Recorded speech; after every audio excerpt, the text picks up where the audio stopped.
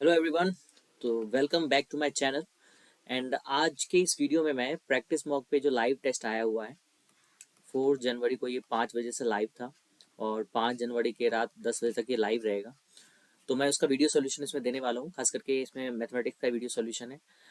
काफ़ी अच्छा मॉक है। अगर आप लोगों ने अभी तक नहीं लगाया है तो जाके पहले मॉक का अटेम्प्ट करें, उसके बाद आके आप इस पर सोल्यूशन देख सकते हो। ठीक है, आगे बढ़ने से पहले ये मेरे बारे में एक ब्रीफ इंट्रोडक्शन है कि मैंने क्या क्या एग्जाम में क्या क्या मेरे मैथ्स में मार्क्स रहे हैं, तो आप इसे देख सकते हो। ठीक है, बिना वक्त गवाए हुए मैं आगे बढ़ता हूँ।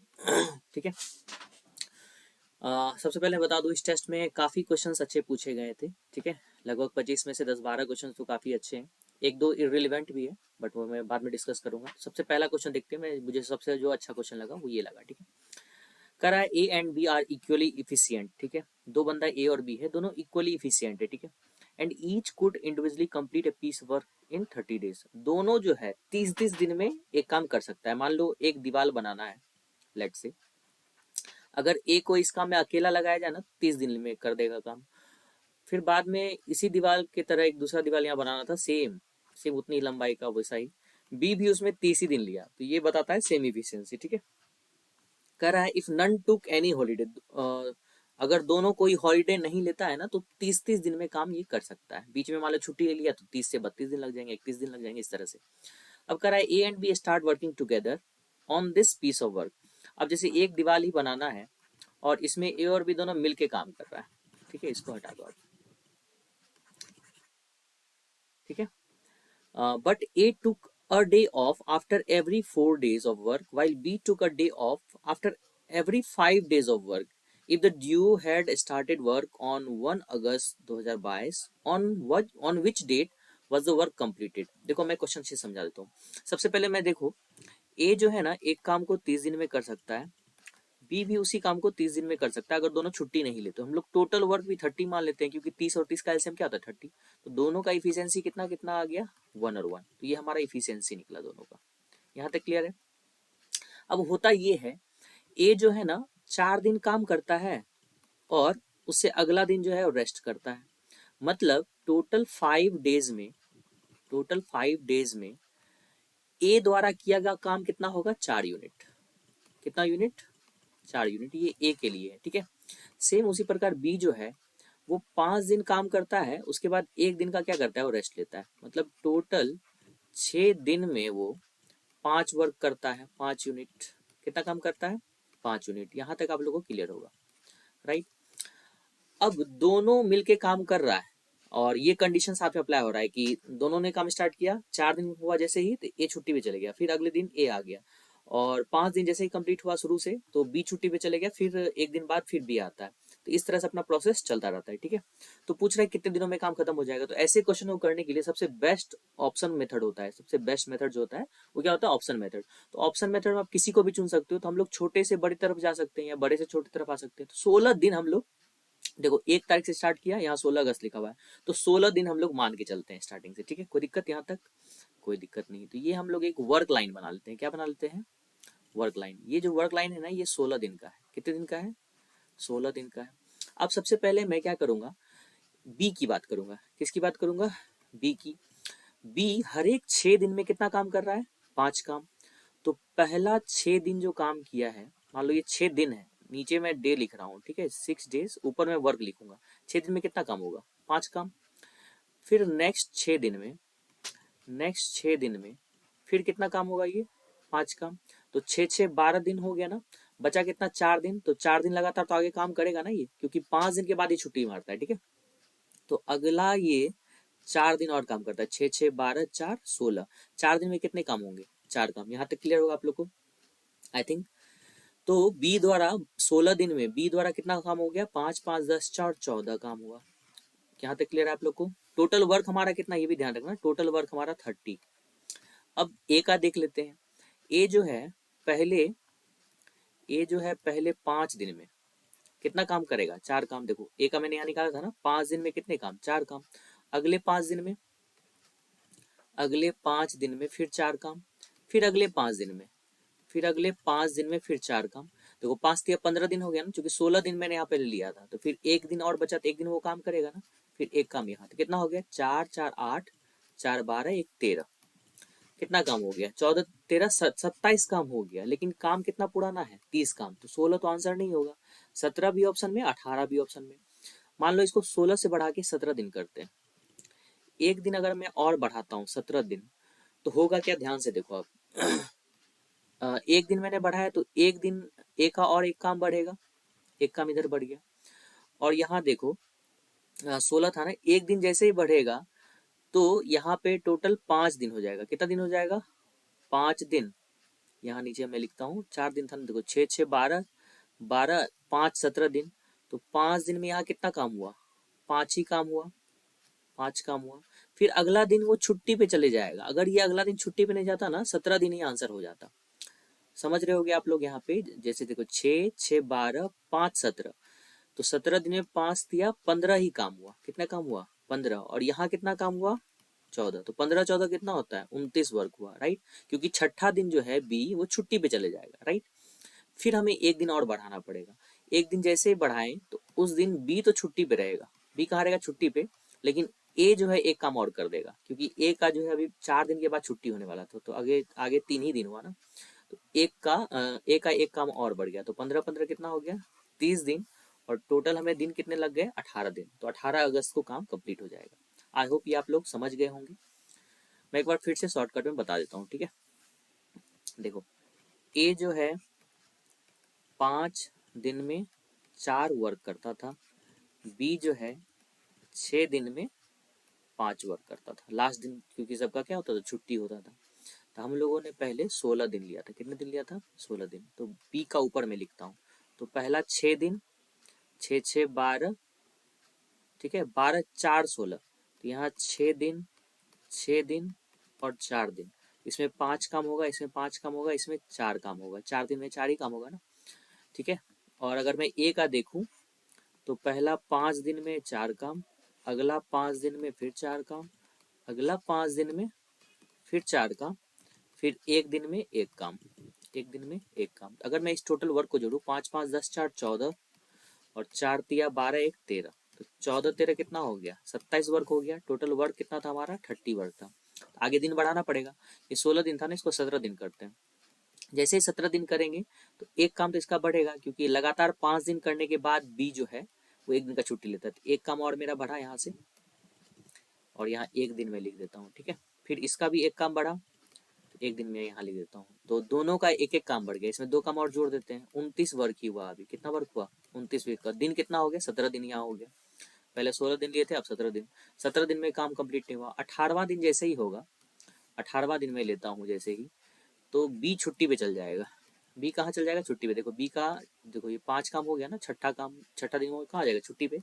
लेकिन ए एक काम और कर देगा, क्योंकि ए का छुट्टी का दिन नहीं आया, तो एक काम और बढ़ गया। तो 30 वर्क हो गया और 18 दिन लग गया। आई होप ये आप लोगों को क्लियर होगा। नेक्स्ट क्वेश्चन पे चलते हैं। ये भी काफी अच्छा क्वेश्चन है। इसको शॉर्टकट में कैसे करते हैं ध्यान से देखना आप लोग। इस फिगर में ओ जो है सेंटर है। यहाँ पे देखो ये दिया क्या है वो देख लेते हैं। ओ एन जो है 7.5 है। ओ एन, ओ एन मतलब हो गया रेडियस। ये कितना दिया हुआ है? 7.5। ओ एम जो है 6 है। ओ एम जो है वो कितना है? 6 है। और एन पी कितना है?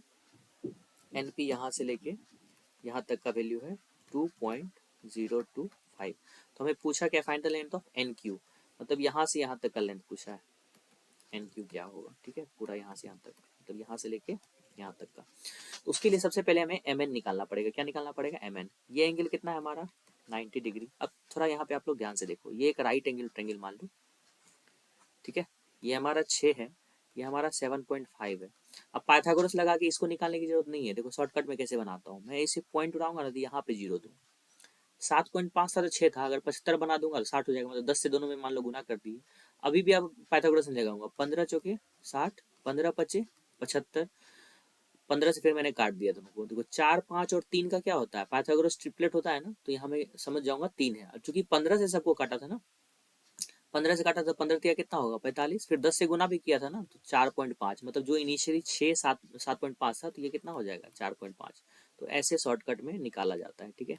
अदरवाइज आप वो करते रहोगे तो बहुत टाइम लग जाएगा। अब देखो यहाँ से क्या बनता है।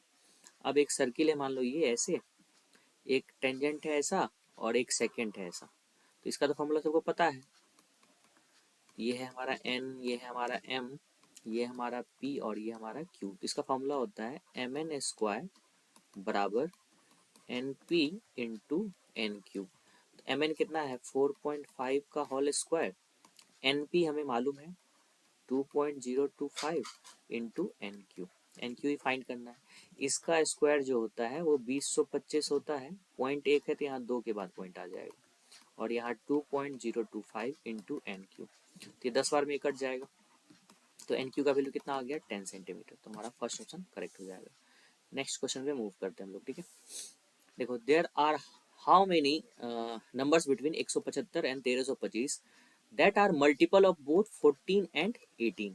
तो इन दोनों का मल्टीपल होना चाहिए, एंड लगा हुआ बीच में, ठीक है। तो 14 और 18 का एलसीएम निकाल लो भाई आप, क्या होता है 2 7 जा 2 9 जा 7 दूना 14, 14 नमा 126, 126 से अब 126 से अभी इसको नहीं, सबसे पहले लास्ट नंबर को डिवाइड देते हैं।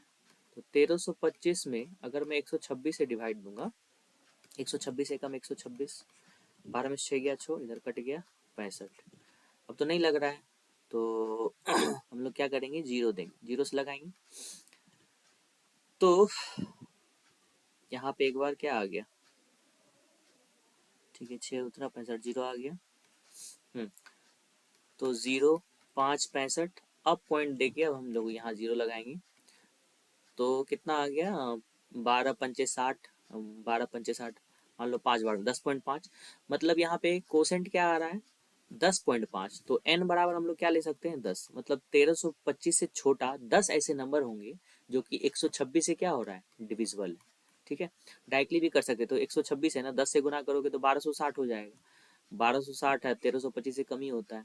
11 से गुना करके देख लोगे, या 112 126 में और जोड़ के देख लो, 6 8 3 1386, जो कि 1325 से बड़ा हो गया, ठीक है, 10 ही नंबर है। बट 175 भी तो है, 126 175 से छोटा होता है।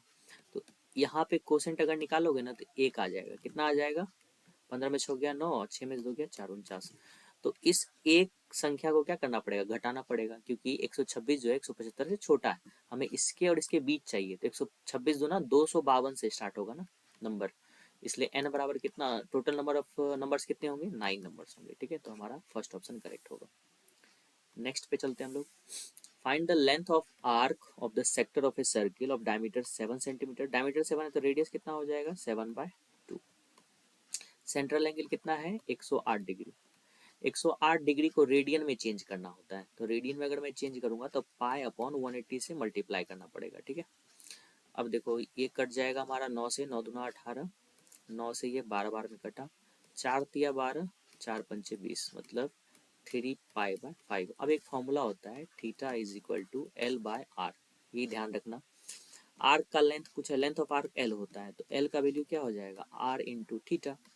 आर कितना है भाई 7/2, और थीटा हमने कितना निकाला है 3 पाई/5। तो 3/5 ऐसे लिखो, और पाई का वैल्यू 22/7 ऐसे लिखो, 7 से 7 कट गया, ऊपर हो गया 22 तिया 66, नीचे 5 दूना 10, आंसर 6.6 हो गया, ठीक है। जिसको भी ये नहीं पता हो, थीटा अगर हमारा डिग्री में दिया हो x डिग्री, तो इसको रेडियन में चेंज करने के लिए x इंटू पाई/180 डिग्री से क्या करना है मल्टीप्लाई कर देंगे, तो ये रेडियन में आ जाएगा, ठीक है। और इस फॉर्मूला में एंगल जो होता है थीटा उसको रेडियन में ही रखा जाता है, डिग्री में नहीं रखा जाता है। क्लियर है। नेक्स्ट क्वेश्चन पे चलते हैं।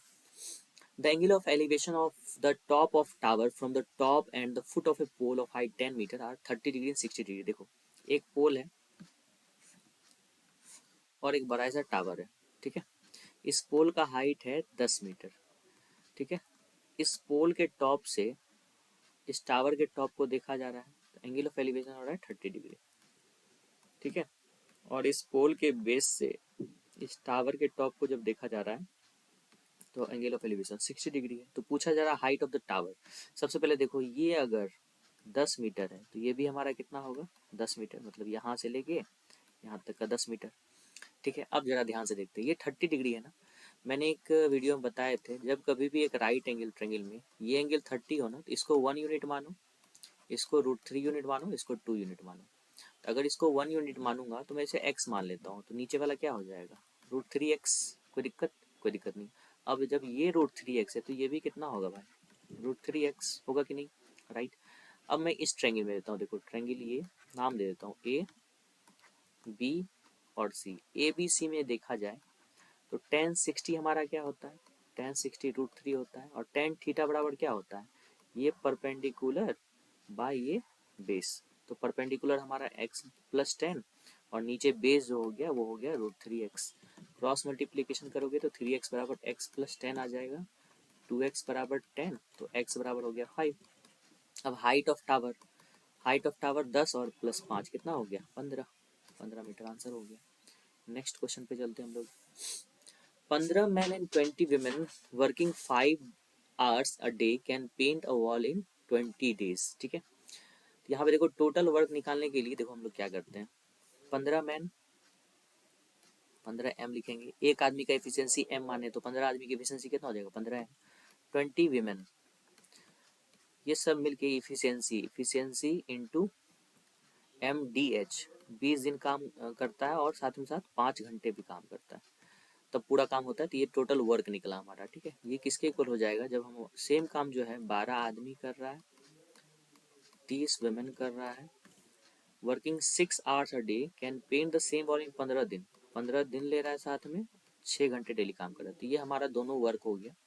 इस दोनों को इक्वल करके हम लोग को मैन और वीमेन का एफिशिएंसी निकालना पड़ेगा। ठीक है, अब जरा देखो 20 पंचे कितना होता है भाई 100, 15 छोके 90, तो दोनों कट गया, यहाँ बचा 10 और यहाँ बचा 9, 10 से इसमें गुना करोगे तो 150 एम प्लस 200 वीमेन बराबर 9 से इसमें गुना करो, 12 में 108 मैन प्लस 270 वीमेन। कोई दिक्कत नहीं। अब घटाओ, 150 में से अगर 108 गया तो 42 एम बराबर 270 में से 200 वीमेन गया तो 70 वीमेन। तो man versus man by women कितना आ जाएगा 70/42, 7 दहाई 70, 14 से काट दो, 14 14 पंचे 70, 14 दिया 42। तो मैन और वीमेन का एफिशिएंसी 5/3 आ गया।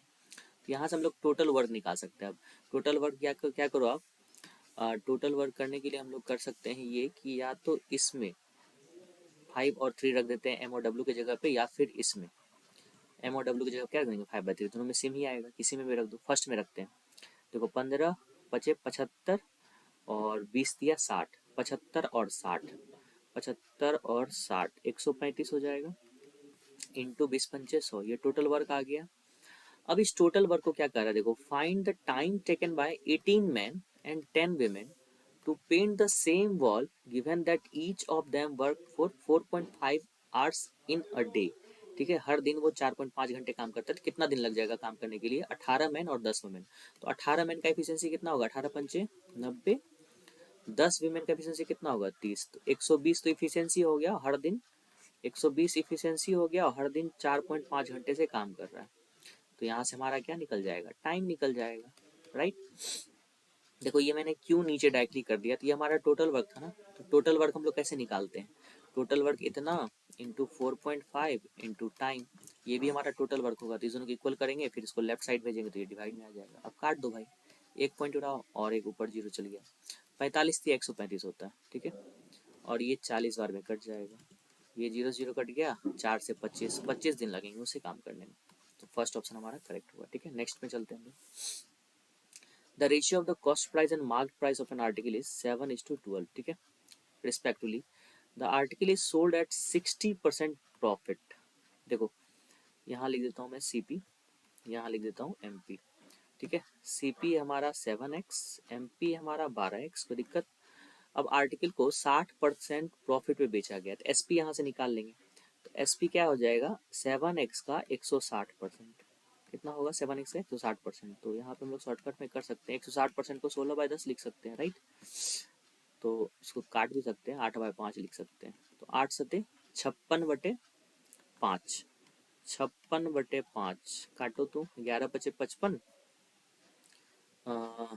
11.2 आ गया, कितना आ गया 11.2 एक्स। ये हमारा क्या आ गया एसपी, एसपी ये है एमपी है, तो ये डिस्काउंट निकलेगा। अगर इसको मैं घटाऊंगा ना तो 0.8x आया, तो ये हमारा क्या था डिस्काउंट। अब इसे पूछा गया है if the discount offered on the article is 160 रुपया। अब 0.8x का जो वैल्यू है वो 160 रुपया है, एक पॉइंट उड़ा इधर जीरो आया तो x बराबर आ गया 200। x बराबर क्या आ गया 200। पूछ रहा है find the discount percent offered on the article.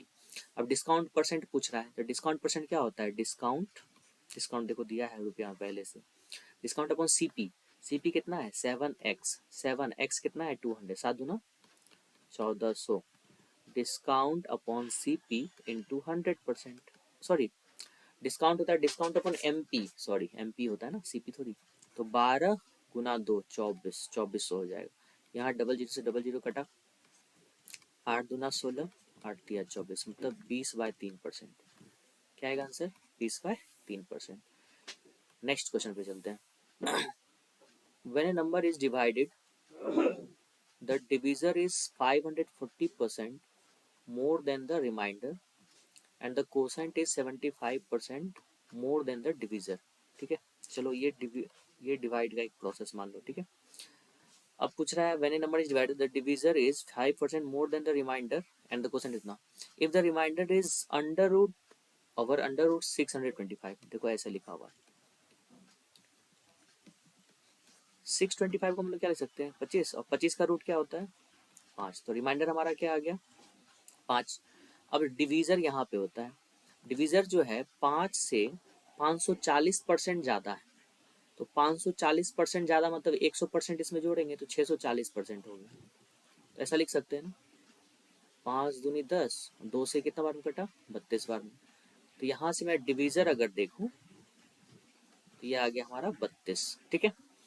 अब पूछ रहा है, बोल रहा है कि यहाँ जो कोसेंट है वो 75% मोर देन द डिवीजर, ये 32 से 75% ज़्यादा है, 75% तो 3/4, इतना परसेंट ज़्यादा तो 1 जोड़ेंगे मतलब 175% होगा, तो ये 7/4 होगा, 7/4 ऑफ 32 कितना हो जाएगा, 4 × 32, 8 × 56, तो पूछा है डिविडेंड कितना है, तो यही तो होता है डिविडेंड, डिविडेंड क्या होता है ये इंटू ये प्लस ये, ठीक है। तो 56 इंटू 32, 6 दूना 12 2 बाकी 1, 5 दूना 10 1 11, 6 3 18 बाकी 1, 5 3 15 1 16, 2 9 7 1 प्लस 5, तो ये कितना हो गया 1797, ठीक है। तो ये हमारा क्या होगा करेक्ट आंसर हो जाएगा। नेक्स्ट क्वेश्चन पे चलते हैं, एक सेकेंड गाइस।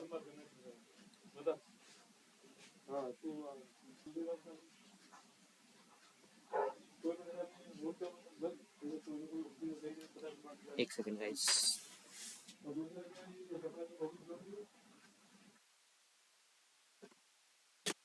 कोई है गेट पे, सॉरी आप लोग स्किप कर लो वीडियो।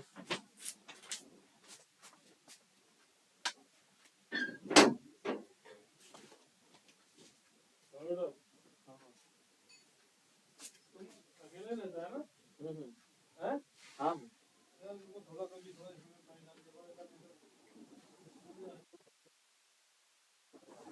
वो उधर साफ नहीं था ना इसलिए नहीं देता, मैं दे दूंगा अंकल का कल, मैं कल सुबह में सबसे कल से दे दूंगा। हाँ हाँ अभी तो नहीं लगती है, कंबल है तो लगा लो, ठीक है ठीक है, मैं दे दूंगा पानी, कोई बात नहीं थोड़ा डाल देता हूँ, ठीक ठीक है।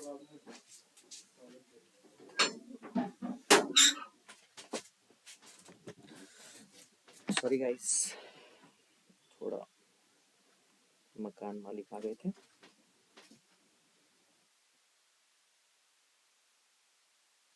आप लोग वीडियो थोड़ा स्किप कर लो। ओके तो हम लोग थे कहाँ पे, हाँ एक मिनट देख लेता हूँ सब कुछ ठीक है ना, हाँ सब कुछ ठीक है।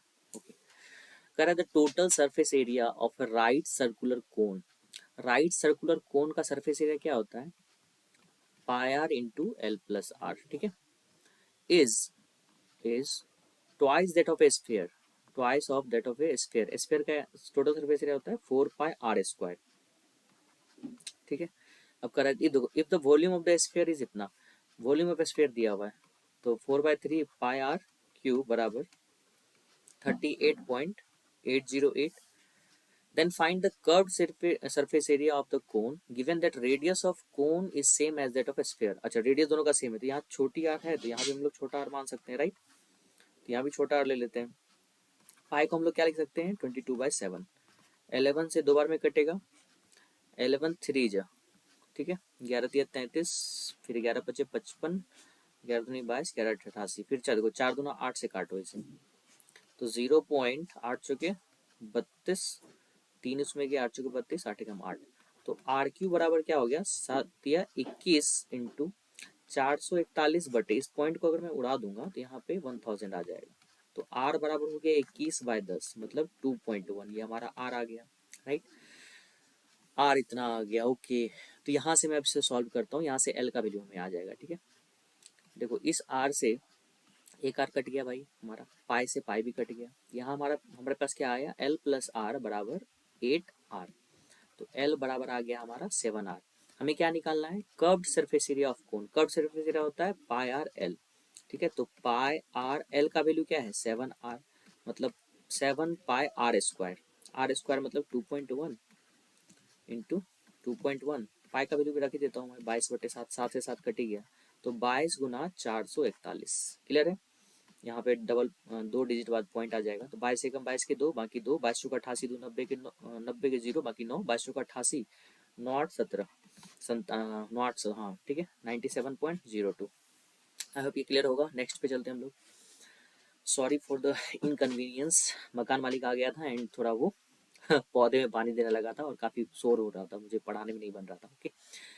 चलो नेक्स्ट पे आते हैं। यहाँ में हमारे पास गिवन है 4x upon 5y is equal to 18:24। तो ये कट भी रहा है, 6 3 जा 6 4 जा, और क्रॉस मल्टीप्लिकेशन अगर मैं करूँ तो x/y बराबर आ जाएगा 5 3 15 और 4 चौके 16, ठीक है। एक और इक्वेशन दिया हुआ है 3x + 2y बराबर इतना। अब मैं क्या करूँगा, x को 15r मान लूंगा और y को 16r मान लूंगा। अब मैं इसमें रख देता हूँ, तो यहाँ देखो 3x है, 3 इंटू 15 कितना हो गया, 45r प्लस 16 गुना 2 32r बराबर 154। अगर मैं इन दोनों को जोड़ूँ तो 77r बराबर 154। तो r बराबर कितना आ गया, 2। r बराबर जैसे ही 2 आया, यहाँ से मैं x का वैल्यू निकाल सकता हूँ। x बराबर हो गया 30 और y बराबर हो गया 32। अब देखो कहा क्या है कि एक ट्रायंगल है, पूछ रहा find the maximum integral value of z given that these 3 sides of a triangle are in the length x y - 8 और z।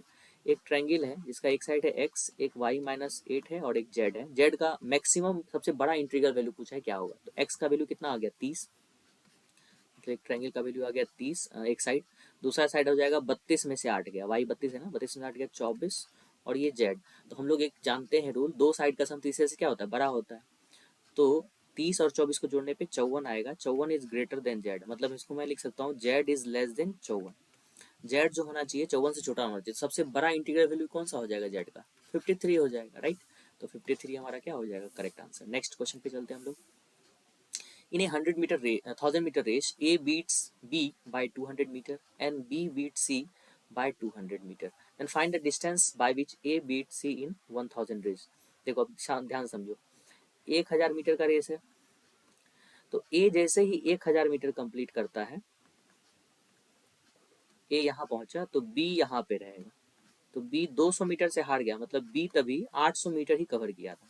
तो यहाँ से ए और बी के मैं डिस्टेंस का अगर रेशियो निकालूं तो ये आ जाएगा 5:4 आएगा ना, 2 जीरो से 2 जीरो काट दो, फिर 2 से काट दो, 5 और क्या आ गया 4, क्योंकि सेम टाइम के लिए दौड़ा है तो टाइम हमारा कांस्टेंट हो गया। तो स्पीड का जो रेशियो होगा वही डिस्टेंस का रेशियो होगा, तो ये डिस्टेंस का रेशियो बोलो या फिर स्पीड का रेशियो बोलो, बात एक ही है, ठीक है। फिर देखा गया यही इसी रेस में, जैसे ही बी यहाँ पहुंचा, मतलब फाइनल पहुंचा, 1000 मीटर बी कवर कर लिया, तो सी जो है ना उस समय मात्र 800 मीटर पे ही था। फिर बी और सी का डिस्टेंस का रेशियो भी हमारे पास क्या आ गया, 5:4 ही आ गया, क्या आ गया 5:4। अब ए बी सी का कंबाइंड रेशियो निकाल लेते हैं, तो यहाँ 4 है तो यहाँ भी 4 भरेंगे, यहाँ 5 है तो यहाँ भी क्या भरेंगे 5, बचे 25, 5 चौके 20 और 4 चौके 16, मतलब ए जो है सी को 9 यूनिट से हरा रहा है। कितने यूनिट से हरा रहा है, 9। तो हम लोग देखेंगे तो ये 25 जो है वो किसके बराबर होगा, वो 1000 मीटर, रेस कितने मीटर का है, 1000 मीटर का रेस है, ठीक है। ए मान लो ए यहाँ पहुंच गया इस पोजीशन पे, सी कहीं इधर है, बी कहीं यहाँ, तो ये जो हमारा डिस्टेंस का यूनिट आया 25 यूनिट, ये 25 यूनिट किसके बराबर होगा, यही तो 1000 मीटर के बराबर होगा, क्योंकि ए कंप्लीट कर चुका है रेस को। अगर मैं इसे काटूं तो ये 40 बार में आ गया, 40 यूनिट, 9 यूनिट से सी को हटा देता है, तो 40 गुना 9, 360 मीटर से ए जो है सी को हरा देगा, ठीक है, और बी को तो वो 200 मीटर से हरा ही रहा है। नेक्स्ट पे चलते हैं। Ram goes to his office from his home by using three transports only, that is ABC, such that distance covered by A, B, C are in the ratio 6:7, 8:7 respectively. If the speed of A, B, C इतना इतना इतना, then find the average speed. Average speed क्या होता है, total distance by total time. Clear? Total distance हमको तो मालूम है ना, 6x मान लो, 8x मान लो और 7x मान लो, तो ये हमारा तीनों को जोड़ देंगे तो टोटल डिस्टेंस आ गया। टोटल टाइम निकालने के लिए फिर टाइम का जो हमारा फॉर्मूला होता है, टाइम बराबर होता है डिस्टेंस बाय स्पीड। तो पहला डिस्टेंस है 6x और इसमें स्पीड कितना था इसका 18, दूसरा डिस्टेंस था 8x, स्पीड था 20, तीसरा डिस्टेंस है 7x और स्पीड था 14। तो 7 से 2 बार में कट गया ये, 4 दूनी 8, 4 पंचे 20 और 6 के 18। ऊपर देखो क्या आ गया, 8 7 15 6 21x, और यहाँ x अगर हम लोग कॉमन कर लेते हैं और नीचे एलसीएम लेते हैं, 3 5 2 का एलसीएम कितना आएगा भाई, 30, कितना आ जाएगा 30, 3 दाही 30, 6 पंचे 30, 6 दूना 12 और यहाँ 15। अब देखो x x कटी गया, ये 30 ऊपर चल जाएगा, तो 21 गुना 30 कर ही दो, 0 3 और 3 दूना 6, 630 अपॉन 10 12 22, 22 10 32 5 37, ठीक जो रहे, हाँ 37, 37 से इसमें भाग दे दो भाई, 37 दूना 35 दूना 70, 37 दूना 60, 14 64 हो जाएगा, एक ही बार में लगेगा, 7 कम 37, तो तेरे में 7 गया 6, तेरे में 7 गया 6 और 26, 0 आ गया। उसके बाद यहाँ कितना बार में लगाऊँ, 3 8 24, 8 बार में 7 बार में लगाता हूँ, 8 कहीं तो है ही नहीं, देखो 10 तो हो नहीं सकता है, 25 हो नहीं सकता है, 21 हो नहीं सकता है, एक आ गया था ना शुरू में यहाँ देखो, तो अब इसलिए 17 ही होगा आंसर, मल्टीप्लायर से डिवाइड करके पूरा देख लेना आप लोग। m बराबर इतना है, n बराबर इतना है, then find the value of this one. m का वैल्यू अगर मैं यहाँ रखता हूँ तो ये आ जाएगा देखो cosec स्क्वायर x, देखो a स्क्वायर भी आएगा लेकिन a स्क्वायर से a स्क्वायर नीचे कट जाएगा ना, राइट, माइनस, यहाँ देखो क्या आ जाएगा b square cot square x, और यहाँ नीचे पहले से b स्क्वायर है तो ये मैं b स्क्वायर यहाँ लिख देता हूँ, -1 रहेगा यहाँ से, बी स्क्वायर से बी स्क्वायर कट गया, ए स्क्वायर से स्क्वायर कट गया, यहाँ देखो cosec square minus cot square बराबर 1 होता है, 1 - 1 0, तो ये भी हमारा खलास। नेक्स्ट पे चलते हैं हम लोग। यहाँ देखो इसको मैं ऐसा लिख सकता हूँ क्या, √3a का होल क्यूब, और इसको मैं √5b का होल क्यूब लिख सकता हूँ। तब a क्यू माइनस बी का फॉर्मूला क्या होता है, a minus B into A square, अगर मैं इसको स्क्वायर करूंगा तो यहाँ आ जाएगा 3a square plus B square करूंगा तो यहाँ क्या आ जाएगा 5b square plus a b, इन दोनों को मल्टीप्लाई करूंगा तो √15ab आ जाएगा। तो यहाँ समझ में आ रहा है x का वैल्यू 3 है तो 3 का स्क्वायर 9, y का वैल्यू 5 है तो 5 माइनस z का वैल्यू √15, तो √15 का स्क्वायर कितना होता है 15, उसका स्क्वायर है यहाँ पे 9 5 14, 14 में से 15 गया, -1 का स्क्वायर कितना हो जाएगा 1, तो हमारा ये आंसर होगा करेक्ट। नेक्स्ट पे चलते हैं हम लोग। A can finish A work in 20 days, B can complete 15 दिन, ठीक है, तो A 20, B 15, एलसीएम 60, 20 दिया 60, 15 चौके 60। B work for 9 days, B work for 9 days, 9 दिन के लिए अगर B काम करता है, 9 चाके 36 हो गया इधर, राइट, 36 काम हो गया। अब 60 में 36 काम हो गया तो बचा कितना, 24 काम, 26 24, ठीक है। In how many days can A alone finish the remaining work, अब इस 24 काम को ए कितने दिन में अकेले कर देगा, तो 24 काम है या 3 इफिशियंसी है तो 8 दिन में अकेले कर देगा बचा हुआ काम को। नेक्स्ट पे चलते हैं हम लोग। ए पर्सन इन्वेस्ट इतना at 5% per annum simple interest to obtain a total amount of इतना, for how many years did he invest the sum। तो ये हमारा क्या है देखो प्रिंसिपल है और ये क्या है अमाउंट, ये हमारा प्रिंसिपल, अमाउंट में से प्रिंसिपल जाएगा सिंपल इंटरेस्ट, सिंपल इंटरेस्ट घटा दो सीधे 0, 10 में से 4 गया 6 और 2 2 12 में से 8 गया 4 11 में से 9 गया 2, ये आ गया सिंपल इंटरेस्ट। सिंपल इंटरेस्ट का फॉर्मूला क्या होता है, P इंटू आर कितना है 5% इंटू टाइम हमें निकालना है डिवाइडेड बाय 100। 1 0 से 1 0 कट गया, 5 से 2 बार में कट गया, और 2 से ये काट दो, 2 चौके 8, 2 चौके 8, 2 चौके 8, 2 9 18, 2 दूनी 4, तो टाइम बराबर हो गया 2460 बटे 492। देखो अगर ये 492 नहीं होंगे 500 होता तो लगभग ये 2500 के बराबर लग रहा है ना, 2460 है, इसमें भी कुछ कम है, इसमें भी कुछ कम है, तो हम लोग सीधे इसको 2500 होता है तो इसको हम लोग 5 से लगा के देख लेते हैं, ज़्यादा आएगा तो देख लेंगे, 4.5 आंसर हो जाएगा, सेम आ गया तो ठीक है। 5 दूना 10 बाकी 1, 9 25 25 बाकी 4, 5 20 4 24, तो कट गया पूरी तरह से, तो 5 साल तक वो इन्वेस्ट करेगा पैसा, ठीक है। नेक्स्ट क्वेश्चन पे आते हैं हम लोग। इसे पूछ रहा है झारखंड सरकार द्वारा अर्बन क्षेत्र पे किया गया वह, अर्बन कहाँ है देखो हमारा 110 डिग्री, किया गया वह एजुकेशन पे किए गए वह की तुलना में कितना अधिक है। एजुकेशन किधर है भाई हमारा, एजुकेशन हमारा ये है, लेकिन इसका एंगल नहीं दिया हुआ देखो। अच्छा 110 डिग्री और 70 डिग्री ये दोनों मिला के, ये तो 180 हो गया ना सीधे हमारा, इधर भी 180 होना चाहिए क्योंकि पूरा 360 होता है, तो 60 है और 52 है, 6 5 11, 112, 180 में से अगर 112 सब्ट्रैक्ट करूँ मैं, 10 में से 2 गया 8, 68 डिग्री, तो ये एंगल हमारा कितना आ गया 68 डिग्री। तब 110 डिग्री 68 डिग्री से कितना ज़्यादा है, 110 माइनस 68 डिग्री आ गया, ठीक है। फिर डिवाइड हम लोग क्या करेंगे 360 डिग्री इनटू कितना रुपया है 79,200, घटाओ 10 में से 8 गया 2, फिर 10 में से 4 गया 6 गया 4, इसको काट देता हूँ, 1 0 से 1 0 कटा, 6 के 36, 6 7 42, 6 से इसको फिर काट दो, छक्का 6, 7 18, 6 दूना 12, 1 0 तो और आएगा, 7 से गुना करो, 63 91 92, 9240 देख लो कहाँ है भाई, 9240 है क्या, 9240 यहाँ हमारा, ठीक है, तो ये हमारा करेक्ट आंसर होगा, ठीक है। नेक्स्ट पे चलते हैं हम लोग, ओके। दुकानदार बी द्वारा बेची गई पेंसिल की संख्या, दुकानदार बी द्वारा बेची गई पेंसिल की संख्या दुकानदार ए और सी के द्वारा बेची गई पेन्स की संख्या के बीच का अंतर क्या है। तो B total number of pens and pencil जो बेचा जा रहा है 1800, उसमें से percentage of number of pens है इतना, अच्छा पेन इतना है तो पेंसिल कितना होगा 75%, तो बी द्वारा जो पेंसिल है ये कितना हो गया 1800 का 75% कितना होता है 3/4, 4 चौके 16, 4 पंचे 20, 1350 कितना हो गया 1350। और ए और सी द्वारा बेची गई पेन्स की संख्या, तो देखो पेन्स की संख्या सीधे 18% दिया ना, 18 और गुना 12 कर दो, तो 18 दोनों 36 के 6 बाकी 3, 18 का 18 3 21 216, और इसका 46, 46 दोनों कितना होता है भाई 92, तो 920 इधर हो गया।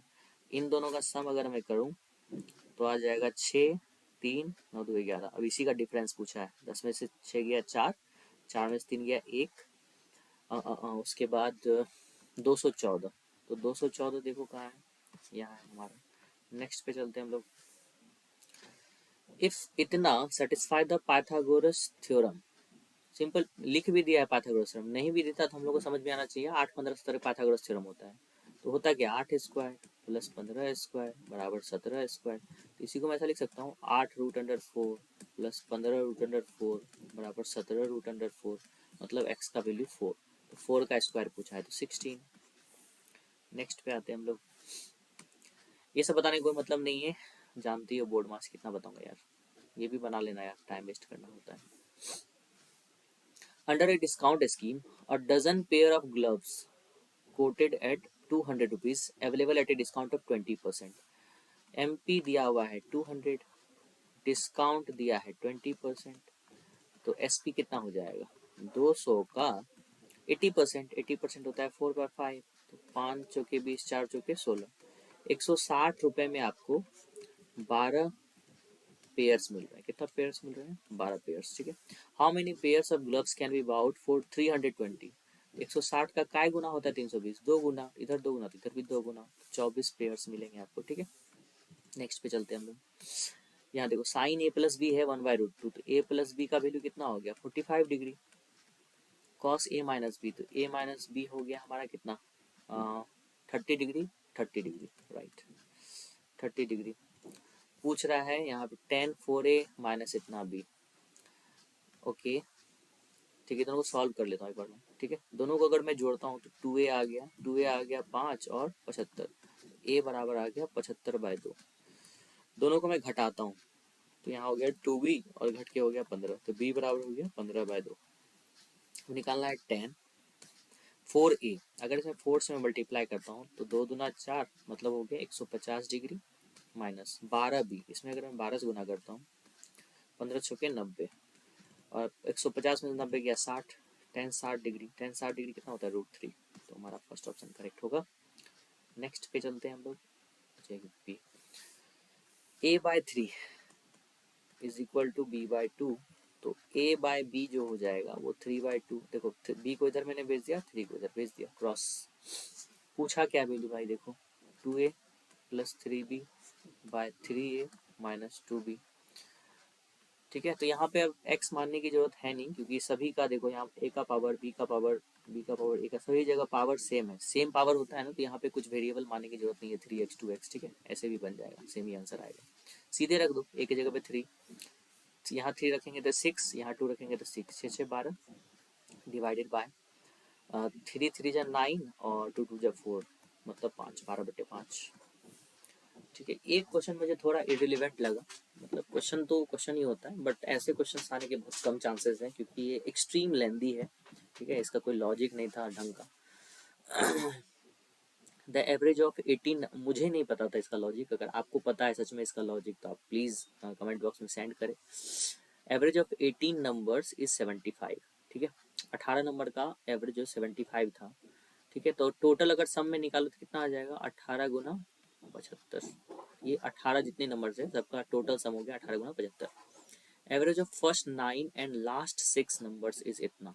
फर्स्ट 9 तो 9 गुना 62.5 प्लस लास्ट 6 इतना गुना 82.5 प्लस बचे 3 नंबर, 9 6 15 नंबर हो गए ना, टोटल नंबर कितने थे 18, तो और भी चाहिए हमें 3 नंबर। 3 नंबर के बारे में यहाँ दिया हुआ देखो, इफ 12th नंबर इज इतना more than 1.8 times of 10th number which is 119.5 less than the 11th number.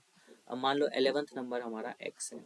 ठीक है, तो 10th नंबर कितना होगा इतना less than the 11th number, मतलब हमारा जो है 10th नंबर आ गया x माइनस 119.5। ठीक है, और जो हमारा 12th नंबर है वो क्या है इतना more than 1.8 times of 10 number, ये भी कुछ भी दे दिया मतलब इसका। ठीक है, 1.8 टाइम्स से 34.5 ज्यादा। अब LHS RHS को सॉल्व करते रहो, कितना डिफिकल्ट है ये सॉल्व करना। इसको मल्टीप्लाई करो भाई, इसको मल्टीप्लाई करो, फिर इसको भी मल्टीप्लाई करो, फिर इस सबको जोड़ो घटाओ, x का वैल्यू निकालो। इक्वेशन मैंने बता दिया है, आपको सॉल्व करने आता होगा लीनियर इक्वेशन सॉल्व कर लेना, मैं इसमें अपना टाइम वेस्ट नहीं करूंगा। और आई होप मैंने सारा कुछ बता दिया। जो कि फर्स्ट क्वेश्चन था वो सबसे मतलब बेहतरीन था, आपको ये सीखना चाहिए। इसका मैंने शॉर्टकट में यहाँ बताया भी था अलग से। आई होप ये आप लोग को समझ में आ गया होगा, अगर आ गया तो प्लीज़ कमेंट बॉक्स में जरूर बताएं कि समझ में आ गया। एंड बीच में थोड़ा इनकन्वीनियंस हुआ तो उसके लिए मैं काफ़ी माफ़ी चाहता हूँ। And thank you very much for watching this video till the end, and all the very best for your upcoming examination. Thank you guys.